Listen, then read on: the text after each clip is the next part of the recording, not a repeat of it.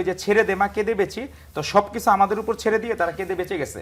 নামের আগে যাদের ইসলামী থাকে তাদেরকে দিলে মনে হয় হালাল হবে। দিনের বেলা বলবে ওরা খারাপ, রাতের বেলা দেখবেন তাদের সাথে একটা মানে গুপ্ত প্রেমের একটা ছোঁয়া পাওয়া যায়। আপনার যখন ধরেন একটা জিনিস, আপনার লোন প্রতি মাসে একটা লিমিটেশন থাকে, আপনি এর বেশি তো যেচে পরিশোধ করার মতো সক্ষমতা বা ধনী হওয়ার সুযোগ নেই। ভাই বললেন যে সব সময়ের থেকে বেশি পরিশোধ হয়ে গেছে, তো হলো 17 সালে আদানি গ্রুপের সাথে যে চুক্তি হয়েছিল সেটা হলো ওই ঝাড়খণ্ড থেকে 1600 মেগাওয়াটের বিদ্যুৎ 25 বছর ধরে কেনার একটা চুক্তি হয়েছিল। 25 বছর ধরে তারা হলো মানে ভারতের কাছে সব টাকা পয়সা দিয়ে দিবে আর কি, এই জন্য হাসিনা। তো 25 সালের জুন মাসে আদানির কাছে বকেয়া ছিল 70 কোটি মার্কিন ডলার। তো সেখানে এসে প্রথমে কিছু বিল পরিশোধ করছিল, কিন্তু পরে নভেম্বর থেকে তারা বিল পরিশোধ করে নাই। সেই বিল হচ্ছে তাদের পাওনা টাকা, তারা এই যে জানুয়ারিতে এসে জানাইছে, সেখানে হলো 57 কোটি 20 লাখ টাকা হলো তাদের পাওনা টাকা। আর ইউনূস সাহেব এটা পরে করে নাই কেন? কারণ ওখানে আন্তর্জাতিক জ্বালানি বিশেষজ্ঞ যারা, তারা দেশের জন্য 6 মাসের জ্বালানি মজুদ রাখার একটা পরামর্শ দিছিল তারা। তো সেইটা তারা হলো কি যে ওই যে ছেড়ে দে মা কেঁদে বেচি, তো সবকিছু আমাদের উপর ছেড়ে দিয়ে তারা কেঁদে বেঁচে গেছে। মানে বিষয়টা হলো কি যে আল্লাহ আল্লাহ করে যে হ্যাঁ, যে জাস্ট যে মুহূর্তে বৃষ্টি নামবে তার আগে দিয়ে ঘরে ঢুকে পড়ছে। বিষয়টা হলো কি যে সব ঋণের বোঝা হাসিনা যেমন পালায় যে আছে, কিন্তু এরা নিজেরা হইলো কি যে সময় লাস্ট মোমেন্টে দরকার ওই সময় তারা, কারণ আমাদের সক্ষমতা হইলো 29,000 মেগাওয়াট, কিন্তু আমাদের উৎপাদন হচ্ছে মাত্র 12 থেকে 14,000 মেগাওয়াট। এখন আপনি এই জায়গায় কিভাবে বাড়াইতে পারেন? প্রাইভেট সেক্টরকে যদি আপনি দেন, সেখানে আপনি বলতেছেন আপনি কাকে দিবেন?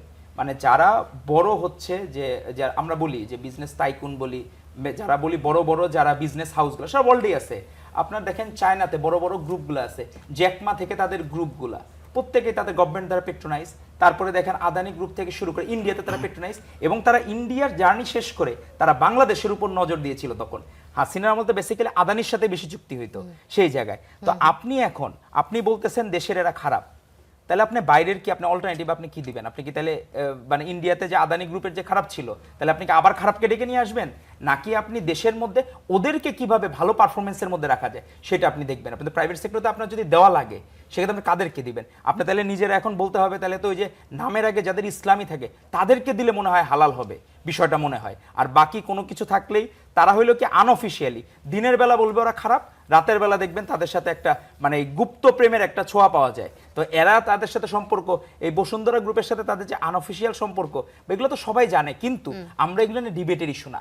আমরা এখন যেটা আপনি বললেন যে বিদ্যুৎ খাতের কিভাবে উন্নয়ন ঘটানো যায়, সেটার জন্য আমাদের কাজ হলো আমাদের সক্ষমতা যেটা, সেটা 12 থেকে 14,000, সেখানে আমাদের বাড়াইতে হবে, আমাদের 29,000 মেগাওয়াটে যাইতে হবে।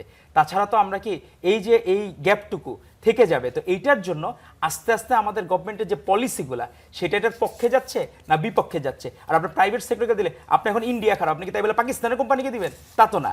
আপনি এখন দিতে হলে বাংলাদেশের মধ্যে যারা বড় ফান্ডিং করতে পারবে বা যাদের এই সক্ষমতা আছে তাদেরকে আপনার দিতে হবে। আপনি কি এক মুহূর্তে ভ্যানিশ করে দিবেন?